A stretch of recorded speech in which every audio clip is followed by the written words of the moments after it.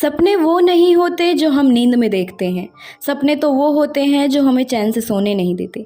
इस कोट के माध्यम से तो आप समझ ही गए होंगे कि आज मैं किसके बारे में बात करने जा रही हूँ। जी हाँ, मैं एक ऐसे पर्सनैलिटी के बारे में बात करने जा रही हूँ जिसके एक कान में गीता के श्लोक गूंजते थे और एक कान में डार्विन के सिद्धांत। नमस्कार, मैं पूजा, स्वागत है आपका हमारे यूट्यूब चैनल साची बात में। आज के इस वीडियो में हम जानेंगे कि किस प्रकार डॉक्टर APJ अब्दुल कलाम ने संघर्ष करके दुनिया में इतिहास रचा। तो अधिक समय ना लेते हुए वीडियो की शुरुआत करते हैं। डॉक्टर APJ अब्दुल कलाम एक भारतीय एरोस्पेस वैज्ञानिक थे जिन्होंने 2002 से 2007 तक भारत के 11वें राष्ट्रपति के रूप में कार्य किया। उन्होंने भौतिकी और एरोस्पेस इंजीनियरिंग का अध्ययन किया था। APJ अब्दुल कलाम को पीपल्स प्रेसिडेंट के रूप में भी जाना जाता है। डॉक्टर APJ अब्दुल कलाम के जीवन की कहानी काफी संघर्षों भरी है। उन्होंने अखबार बेचकर अपनी पढ़ाई पूरी की, साथ ही अपने घर का पालन पोषण भी किया। महान हर दिन पैदा नहीं होते हैं, वे एक सदी में एक बार पैदा होते हैं और आने वाले सहस्राब्दियों के लिए याद किए जाते हैं।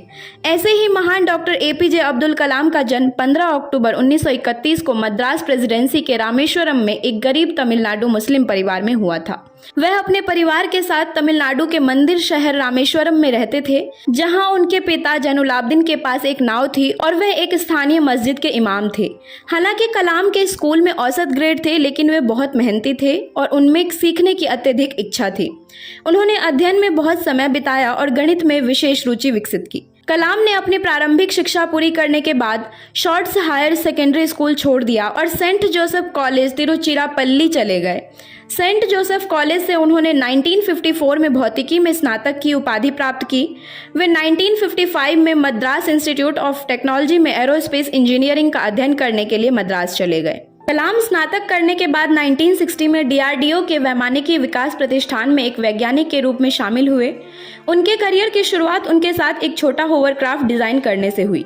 हालांकि वह DRDO में नौकरी के अपने विकल्प से आश्वस्त नहीं थे। कलाम को 1969 में इसरो में स्थानांतरित कर दिया गया, जहां वे भारत के पहले उपग्रह वाहन प्रक्षेपण के परियोजना निदेशक थे।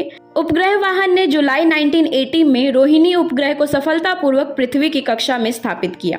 कलाम को 1970 से 90 के दशक के बीच सरकार की LV और SLV परियोजनाएं प्राप्त हुई।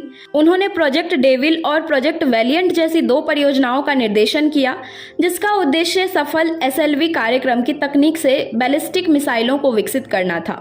इसके बाद कलाम 1992 में रक्षा मंत्री के वैज्ञानिक सलाहकार बने और सरकार के प्रमुख वैज्ञानिक सलाहकार के पद पर पदोन्नत होने से पहले 5 साल तक उसी पद पर रहे। देश के 1998 के परमाणु हथियारों के परीक्षण में उनकी अपार भूमिका ने भारत को एक परमाणु शक्ति के रूप में मजबूत किया। हालांकि उनके द्वारा किए गए परीक्षणों ने अंतर्राष्ट्रीय समुदाय में भारी हंगामा किया। कलाम ने टेक्नोलॉजी विजन 2020 नामक एक राष्ट्रव्यापी योजना को सामने रखा, जो उनके अनुसार 20 वर्षों में भारत के कद को विकासशील से विकसित राष्ट्र में बदलने का एक शानदार तरीका था। योजना ने उन्नत प्रौद्योगिकी को अपनाकर स्वास्थ्य सुविधाओं का विस्तार करके और जनता की शिक्षा पर जोर देकर राष्ट्र की प्रगति की कल्पना थी। कलाम भारत के 11वें राष्ट्रपति बनने के हकदार थे। 25 जुलाई 2002 से 25 जुलाई 2007 की उनकी अवधि में राष्ट्रपति के पद के लिए चुनाव जीतकर भारी मतों के अंतर से हासिल की गई थी। राष्ट्रीय जनतांत्रिक गठबंधनों ने उन्हें अध्यक्ष पद के लिए नामित किया और इसे समाजवादी पार्टी और राष्ट्रीय कांग्रेस पार्टी का समर्थन प्राप्त था। उन्हें प्यार से लोगों का राष्ट्रपति कहा जाता था, क्योंकि उन्होंने लोगों के कल्याण के लिए और पूरे देश में अनगिनत काम किए थे। वह 2005 में बिहार में राष्ट्रपति शासन लगाने के लिए सबसे चर्चित राष्ट्रपति शासन में से एक थे।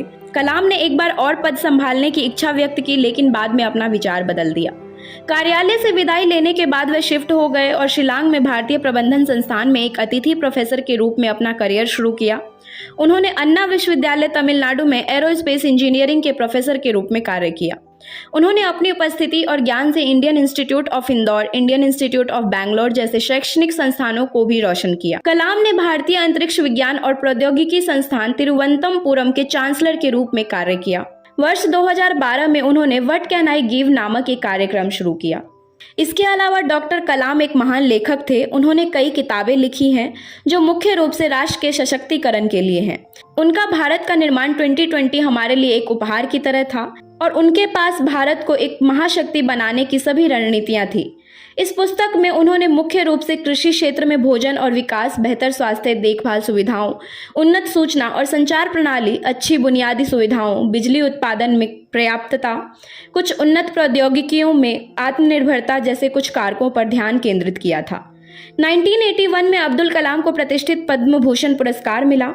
राष्ट्र के प्रति अपने जबरदस्त प्रयास के कारण प्रसिद्ध व्यक्तित्व को 1997 में भारत रत्न मिला। उसी वर्ष उन्हें राष्ट्रीय एकता के लिए इंदिरा गांधी पुरस्कार से भी सम्मानित किया गया।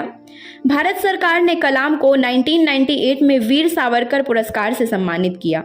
कला, विज्ञान और प्रौद्योगिकी में उनके योगदान के कारण उन्हें वर्ष 2000 में शस्त्र रामानुजन पुरस्कार मिला। अंत में वर्ष 2013 में प्रतिष्ठित व्यक्तित्व को वॉन से सम्मानित किया गया। नेशनल स्पेस सोसाइटी द्वारा ब्रॉन पुरस्कार भी मिला। हालांकि अब्दुल कलाम का जीवन संघर्षों और कठिनाइयों से भरा था, लेकिन वे विरोधियों से ऊपर उठकर आधुनिक भारत के महानतम वैज्ञानिकों में से एक बन गए।